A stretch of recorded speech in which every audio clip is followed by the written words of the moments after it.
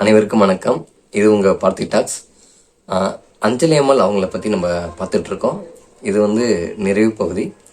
அவங்க வாழ்க்கை வரலாறுல கடைசி காலகட்டத்தில் என்ன நடந்துச்சு அப்படின்றத நம்ம பார்க்க போகிறோம். கதைக்குள்ளே போகலாம். நடு வீரப்பட்டு அப்படின்ற இடத்துல இருந்து ஒருத்தர் ஓடி வராரு. ரொம்ப மூச்சரைக்க ரொம்ப பதட்டத்தோடு ஓடி வராரு.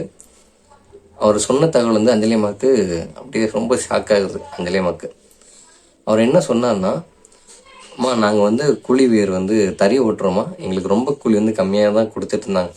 அதனால் நாங்கள் என்ன பண்ணோன்னா ஒரு சங்கம் வச்சோம். ஒரு சங்கம் வச்சு அது மூலிமா எங்கள் கோரிக்கை கேட்டோம். அதுக்கப்புறம் என்ன பண்ணாங்கன்னா, அவங்க போலீஸ் அதிகாரியோட துணையோட நீங்களாம் சங்கம் வைப்பியா அப்படின்னு கேட்டாங்க. இருக்க கூலியை வாங்கிக்க முடியாது அந்த மாதிரி கேட்டு எங்களை அடித்தாங்க. அடித்தது மட்டும் இல்லாமல் எங்களோட ஆண்களோட வேஷ்டியை விரும்பினாங்க. வேஷ்டியை உருவினது மட்டும் இல்லாமல் பெண்களோட சேலையை உருவினாங்க. அதை அவங்கள உள்பாவோடையோட நிற்க வச்சாங்க. ரொம்ப மாணவங்க படுத்திட்டாங்கம்மா. இது இன்னும் நடந்துகிட்டு இருக்குமா, இதை நீங்கள் தடுத்தாகணும் அப்படின்னு அஞ்சலி அம்மாள்கிட்ட கேட்குறாரு.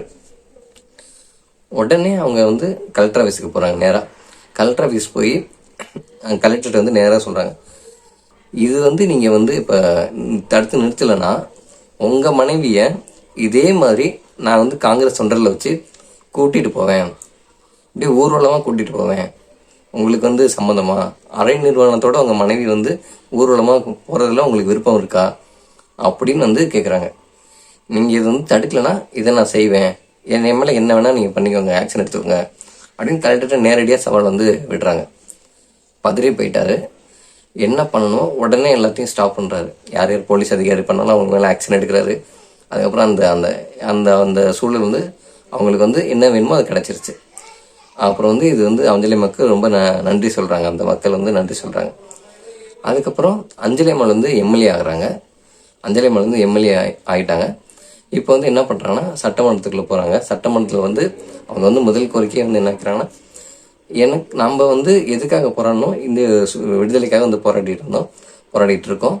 இதில் என்னென்னா நீல் சிலை நம்மள்கிட்ட இங்கே இருக்குது. நீல் சிலை இன்னமும் இருக்குது. இதுக்காக தான் நம்ம இவ்வளோ தூரம் போராடணும். இந்த நீல் சிலை இனிமேல் இருக்கக்கூடாது அப்படின்னு பேசுகிறாங்க. பேச பேச பெரிய பெரிய முக்கியமான பாயிண்ட்டாக எடுத்து வைக்கிறாங்க. அது அவங்க பேச பேச பேச எல்லாமே அவங்களுக்கு ஆதரவாக மேதையை தட்டி ஆதரவு தெரிவிக்கிறாங்க. கொஞ்ச நாள்லேயே என்னென்னா அந்த நீல் சிலை அகற்றப்படுது. மியூசியத்தில் வைக்கிறாங்க. இதே மாதிரி அஞ்சலி அம்மாள் அரிசி பஞ்சம் வந்தப்பையும் சரி, நிறைய விதத்தில் அஞ்சலி அம்மாள் மக்களுக்கு உதவியிருக்காங்க. தன்கிட்ட என்ன இருக்கோ அதை வச்சு மக்களுக்கு உதவியிருக்காங்க. தன்னோட பதவியை வச்சும் சரி, தன்னோட இப்போ தன்கிட்ட இருக்க கைப்பணத்தை வச்சும் சரி, என்னென்ன பண்ண முடியுமோ அது எல்லாமே பண்ணாங்க. இதுக்கப்புறம் என்ன பண்ணாங்கன்னா, இதுக்கப்புறம் என்ன நடந்துச்சுன்னா, இது சுதந்திர காலகட்டம். அதாவது ஒரு 3 வருஷம் கேப்பில் 3 வருஷம் டைம் பீரியடு சுதந்திரம் கிடைக்கிறதுக்கு முன்னாடி.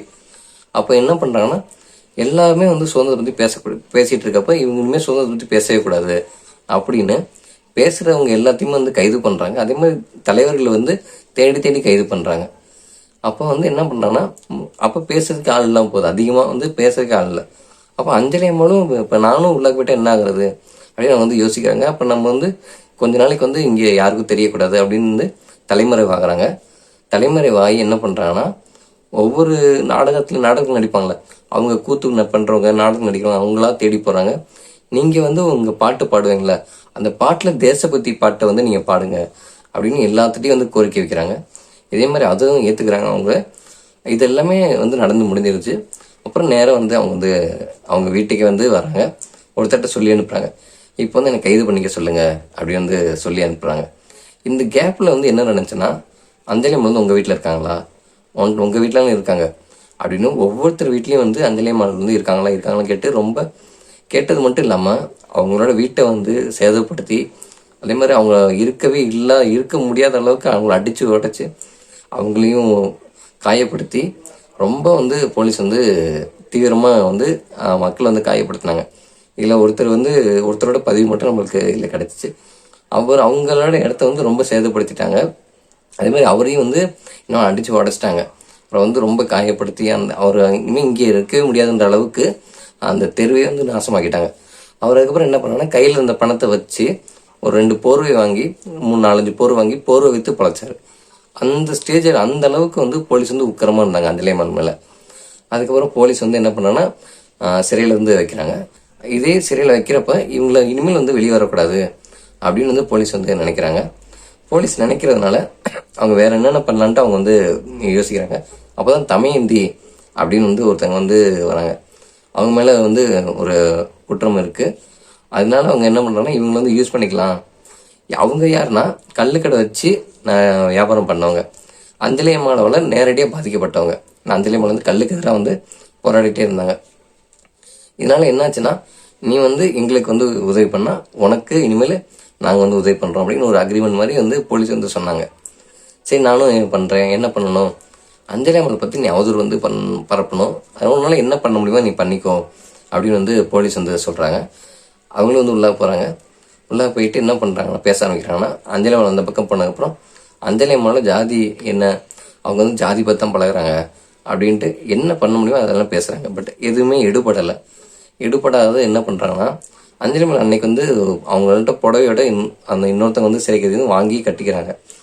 இவங்க என்ன பண்ணாங்கன்னா உலக்கை இருந்துச்சுல, அந்த உலக்கை எடுத்து நடுராத்தில் வந்து அப்படியே வந்து உலக்கை வந்து அடிக்கிறாங்க. இது வந்து சத்தம் கேட்டு அப்படியே எல்லாமே உள்ளக்க வரப்ப அது வந்து அஞ்சலி அம்மாள் இல்லை. ரொம்ப வந்து அஞ்சலி அம்மாள் வந்து இல்லாதனால அவங்களுக்கு வந்து அந்த அடிப்படலை. ஆனால் அவங்க இன்னொருத்தவங்க வந்து பாதிக்கப்பட்டாங்க.